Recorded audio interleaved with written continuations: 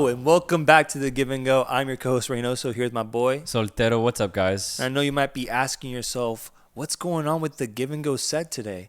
Well, folks, we have some very special guests coming to our studio tomorrow. We are very, very excited. And we think a lot of you AFC fans out there will really appreciate the guests we have, as well as CONCACAF and Copa America Conmebol fanatics as well.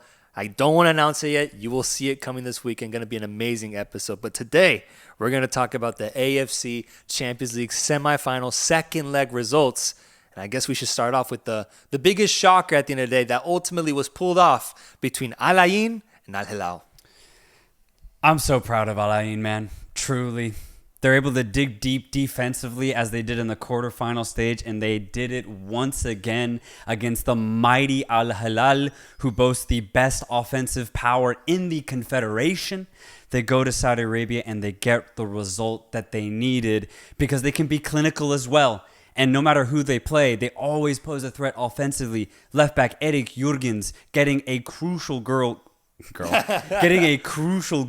early on to just make sure that tie goes in Al Ain's favor, man.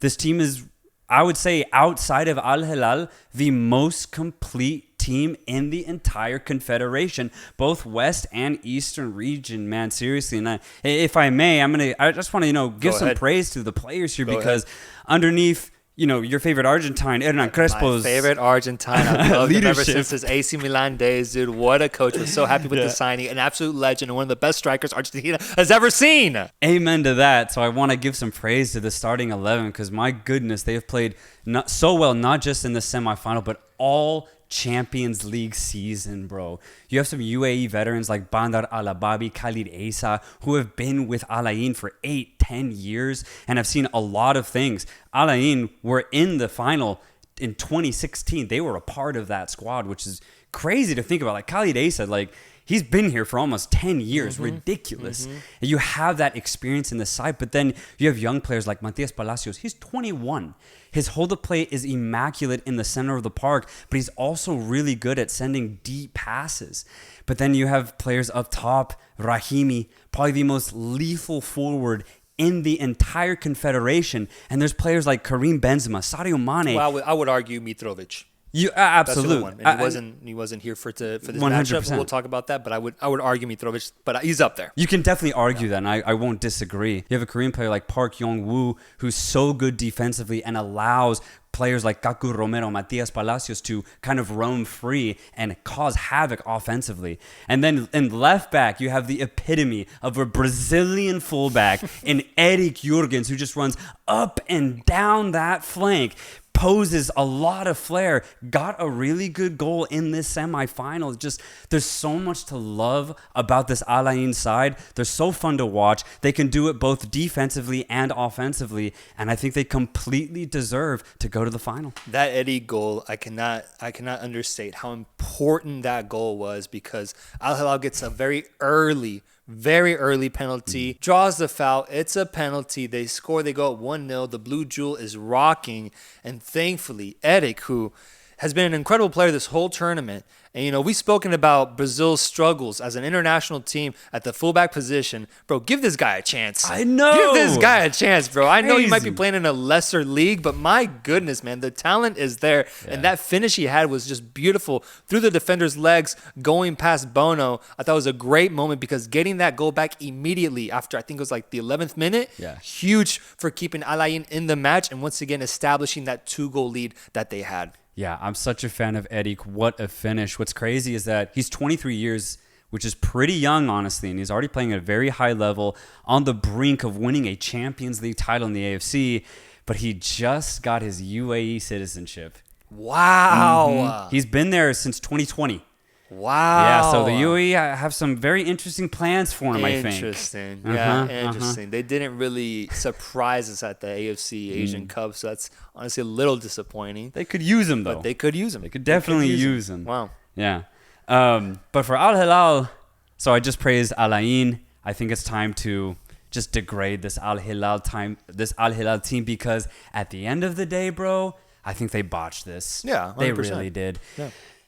The amount of chances that they crafted in the second half, is way too much to have not at least tied this game on aggregate. They should have. They completely choked it. And it's eerily similar to how they choked the final last year against Urawa. They were the better team. They had more chances in that final, but they ended up as losers. And this is the exact same thing here. Again, Al Ain did very well to keep it tight. They made Al Hilal work. But bro, Aldo Sario, he did have a really good goal in this game, but he missed a sitter. There was a chance, a really beautiful dummy. He gets on the end of it, wide open in the box, but he chooses to take 10 fucking touches to try and set up the perfect shot. But you're in the box. One touch, shoot, please. Yeah. Michael's opportunity, dude, man. That one got me pissed, man. A beautiful give and go. Opens up Michael, give and go. Gets inside the box, one-on-one with the keeper, and he has straight to him. Pathetic shot. Straight to him, center. But Bernardo Silva penalty shootout top shot, man. Right to the fucking center. So frustrating. Oh, my goodness. They hit the post in the 24th minute off of what would have been an own goal. That was a little unlucky, but to me, having Khalid Asa back there, man of the match, in my opinion, making 4 or 5 crucial saves. And then you had the Al Ain opportunities as well. 2 goals disallowed from them, bro. Right. 2 goals, and then a questionable penalty getting disallowed as well. Yeah. Like, man, they could have easily scored another goal and put this game to bed. It stayed within a goal's reach, and that's why I think ultimately the only thing that I'm a little disappointed about is that we didn't get to see Mitrovic in this 2-leg matchup, because it felt like in this game he would have loved the opportunities that Hilal was getting, man. There was one play at the very end where Milinkovic-Savic, the ball might have gone out. It was the final play. He's right in front of the goal on a volley and absolutely skies it. I think even if the ball had gone out or not, that just really represented Al Hilal's struggles in front of goal. Yes. Mitrovic, I think, solves a lot of that. I don't know if they beat this Al Ain team because they're very good, but at the very least, that sector of the pitch is much more figured out, in my opinion. And not having him just is a big disappointment from a fan perspective, because I would have loved to see how they would have matched up against Al Ain with him up top. 100%, bro. Because when I saw that Mitrovic was not starting, I was like, oh, wow, okay, this makes it so much more interesting and even because of the points that you just made. I think Mitrovic is one of the most lethal strikers, not just in the AFC, but in general. I mean, we saw what he did at Fulham. He's clinical in front of goal. And you're right. Outside of that Milinkovic-Savic chance, there was another chance where the ball goes into the box. Mohamed Gano gets on the end of it, but he just doesn't have that energy, that know-how to smash it properly, and the defenders get back in time and they clear the opportunity. There was also another chance where Al-Sharani gets on the end of a crazy diagonal ball, but Ace ended up blocking that one. So you do wonder if Mitrovic had started and played the entire 90.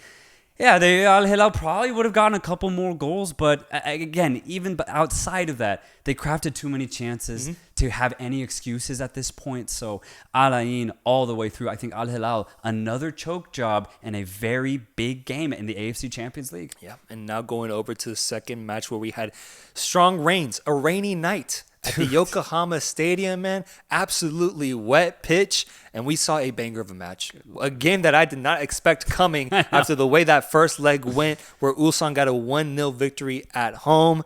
We have Yokohama going through on penalties. And to just sum up the game, we'll get into specifics, but to sum up the game, bro, this was the AFC's version of Real Madrid versus Manchester City, where I think the better team ended up losing, and one team at one point decided to park the fucking box and play for pens, and it ended up working out for them, man. It completely worked out. But you know what? I'm okay that this game ended up going to penalties because Yokohama were down a man for an entire half.